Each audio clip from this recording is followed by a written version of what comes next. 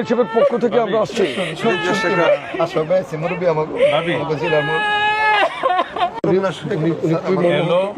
যুবদল কেন্দ্র কমিটির সভাপতি, সাধারণ সম্পাদক, সিনিয়র ভাইস প্রেসিডেন্ট, সাংগঠনিক সম্পাদক, জেলার সেক্রেটারি, আর হাসেমরে প্রেসিডেন্ট।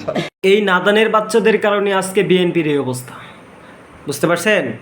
একটা মহিলার জামাই মারা গেছে, মহিলা কাঁদতে কাঁদতে সেখানে শেষ, তার সন্তানরা পিতাহারা হয়েছে, এতিম হয়েছে, এই সেখানে গিয়ে বান্দির পোলারা চিনাই যে অমুক যুবদলের কেন্দ্রীয় সভাপতি, অমুক দলের সেক্রেটারি, এইগুলো শোনাইতে গেছে। বিএনপির এগুলা মারতেছে তারা নিজেরাই। এই মূর্খদের কারণে আজকে বিএনপির এই অবস্থা। আজকে জিয়াউর রহমান একজন সম্মানিত ব্যক্তি ছিলেন, ওনার কথা সবাই এক বাক্যে বলতে পারবে, উনি একজন ভালো মানুষ ছিলেন। ওনাকে আজকে মানুষের পায়ের নিচে নামানোর জন্য দায়ী কে? এই মূর্খরা দায়ী। তারপরে আপনার খালেদা জিয়া, উনি একজন ভালো মানুষ ছিলেন, উনি স্বৈরাচারের সবচেয়ে কঠিন শাস্তির সম্মুখীন হয়েছেন। খালেদা জিয়া উনি একজন সম্মানিত মানুষ ছিলেন, ওনাকেও মানুষের পায়ের নিচে নামানোর জন্য দায়ীকে এই মূর্খর বাচ্চারা দেয়। তারেক রহমানরাও কিন্তু পায়ের নিচে নামাইছে, মানুষ কিন্তু তাদের ব্যানার ফেস্টুন কিন্তু পুরা দিতেছে। আপনারা কিন্তু ভিডিওগুলো দেখছেন, কিন্তু আমিও একটু দিয়ে দিতেছি, দেখেন মানুষ কিন্তু এগুলো পাড়াইতেছে। কেন পাড়াইতেছে? আজকে এদের মতো মূর্খদের কারণে।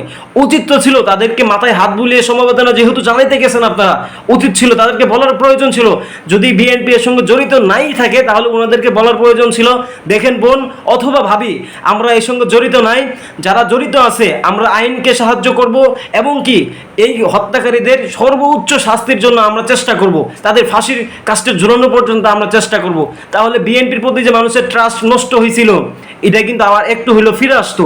কিন্তু আপনারা তা না করে আপনারা গেছেন মূর্খদের মতো, যে অমুক হচ্ছে সেক্রেটারি, অমুক হচ্ছে কেন্দ্রীয় সভাপতি। এই সেটের বেলা আপনাদেরকে কে বলতে গেছিল? কে শোনাইতে বলছিল আপনাদেরকে?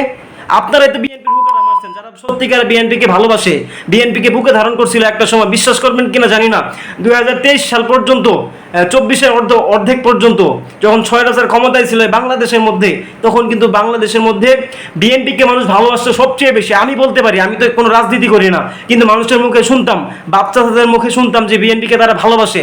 কিন্তু এখন বর্তমানে এই বিএনপিকে কি সাধারণ মানুষ ভালোবাসে কিনা আমি ঠিক জানি না।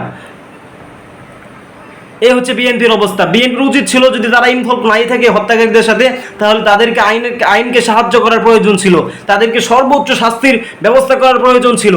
কিন্তু আপনারা তা না করে আপনারা গেছেন একটা ফুলের কি একটা নিয়ে গেছেন, আর বলতে গেছেন অমুক এটা সলিমুদ্দি কলিমুদ্দি। এগুলা কে শুনতে চাইছে আপনাদের কাছ থেকে?